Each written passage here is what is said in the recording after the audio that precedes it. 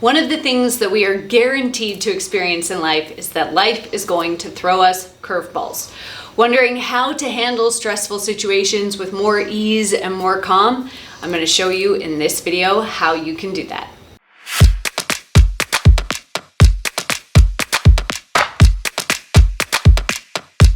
My name is Tiffany Toombs. I'm a high-performance mindset coach that has worked with thousands of entrepreneurs across the world to help them master their mindset, recalibrate their body out of stress so that they can achieve more of their goals faster and become better leaders. Now, stressful situations are a part of running a business and just being human and living life. In this video, I'm going to share with you 3 steps that will allow you to handle any stressful situation with ease and get a positive, successful outcome that you want. Now, our mind can be divided into a high mind and a lower mind. I want you to think of your mind like a pendulum. Now, where is the swing the greatest on a pendulum? At the bottom. There's the most amount of swing at the bottom. Now, when we are in our lower mind, what happens is we experience more emotional shifts throughout the day. This also means that our day is only as good as what's going on in our environment. So if somebody cuts us off in traffic on our way to the office, or we don't make a sale, or we get a customer complaint, then that can ruin the entire day.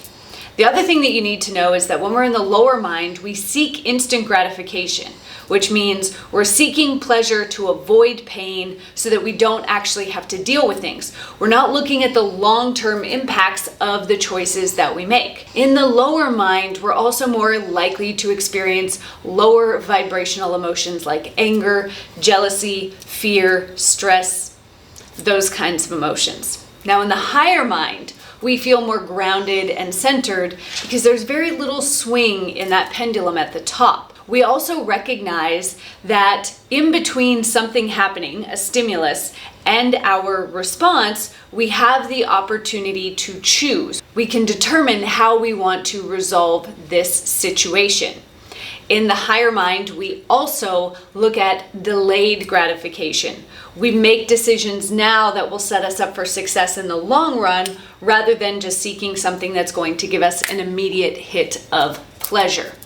So when you are facing a stressful situation, it's important to know that stress pushes us down into the lower mind unless we have strategies to deal with that. So the first thing that you need to do to stop yourself from being pushed down into that lower mind is to take a moment and breathe.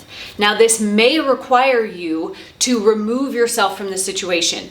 Go to the restroom, go somewhere where you can be by yourself and just have a moment of silence to breathe and bring yourself back to center. Now, when you're in this stressful situation, there are different breathing techniques that are going to reset your stress levels. The first one is called box breathing. This is where you breathe in for 4 counts, you hold for 4 counts, you breathe out for 4 counts, and you hold for 4 counts. And you're going to repeat that 4 times. The other really powerful breathing technique that resets our stress levels is called exhale emphasized breathing. So what you're going to do is you're going to do a double inhale and then an exhale. It'll look something like this. Pause. So you're going to breathe in, pause, breathe in again, and then exhale out through your mouth. Breathing in through your nose and out through your mouth really helps bring you out of the fight or flight sympathetic nervous system and into the rest and digest parasympathetic nervous system. So step number 1 to stop yourself from being totally run over by this stressful situation is step back for a moment and breathe. Now, if you're not in a situation where you can step back and go somewhere, come back to your breath. Take a couple deep breaths before you respond to this situation or to whatever's happening. Now, before I share with you step number 2 in how to handle a stressful situation, I want to hear from you. Have you ever engaged in using your breath to help you manage a stressful situation before? Go to the comments below and let me know. Now, the second step is very, very important if we want to make sure that the outcome of this stressful situation is a win for everybody. In the book of The 7 Habits of Highly Effective People, Stephen Covey talks about beginning with the end in mind. Now, this is perfect for stressful situations. Asking yourself, what is the end outcome that I want? Now, ideally, the best ideal outcome of any stressful situation is going to be one that is good for you, it is good for the other people involved in the stressful situation, and it's good for the global community. So we want to look for an outcome that creates a win-win-win. Now, if this outcome doesn't immediately pop into your mind, then you might need to take a little bit more time, either by yourself or with your team, to brainstorm what these possible outcomes might look like. It might require you talking to the other side, if it's a case of negotiations, to find out what it is that they're wanting and how they can feel comfortable and happy with the outcome of the deal as well. Once you've identified what the ideal outcome is, you can then brainstorm the steps that need to be taken, the conversations that need to be had in order for you to achieve that outcome. So you can literally reverse engineer how you respond to a situation to get you the outcome that you want. Now, before I share with you step number 3 in handling stressful situations, I want to remind you to subscribe to my channel. I'm putting out brand new content every single week that will help you master your mind, achieve your goals faster, and become a better leader for yourself, your family, and your community. So go ahead and hit that subscribe button and like this video while you're there. Now, the third step to handling a stressful situation is to ask questions.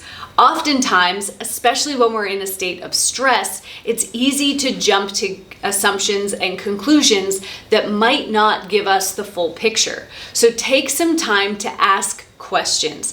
Ask questions of yourself, ask questions of the other people who are in this situation. If you have a coach or a mentor, or you know of somebody who's dealt with a situation like this before, ask them questions. Ask them what they learned from their overcoming of their stressful situations. What did they wish they had done differently so that you can learn from their mistakes in advance? So asking questions is actually not a sign of weakness. It's a sign of emotional intelligence, and it's a sign of a true leader. So gather as much information as you possibly can. That way you can make educated decisions about how to move forward. Now, if you want to set yourself up for success by having tools that will move you out of your lower mind and into your higher mind for the long term, I'd love to invite you to join me in my 6-day Mind Mastery Challenge. In this challenge, I'm going to share with you tools to help you release emotional baggage, release old fear, imposter syndrome, and so many other things, so that in everyday situations, before stressful situations even pop up, you can leave the lower mind and live your life in the higher mind so that you can achieve your goals faster. This challenge is totally free, and all you have to do to join me is go to nlpworksheet.com or click on the link in the description. Thanks for watching.